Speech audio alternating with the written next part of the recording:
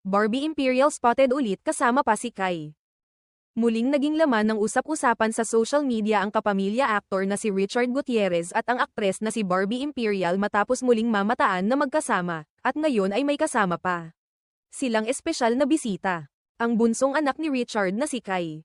Isang video ang mabilis na kumalat sa iba't ibang social media platforms kung saan makikitang naglalakad ang tatlo sa isang parking area.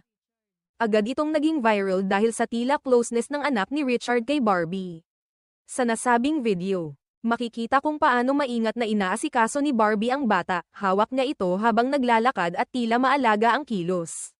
Dahil sa naturang eksena, agad itong naging mitya ng samot-saring reaksyon mula sa mga netizen.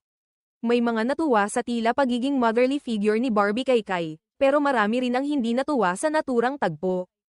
Ang paglabas ng video ay kasunod ng naunang balitang namataan din si Richard na kasama ang isang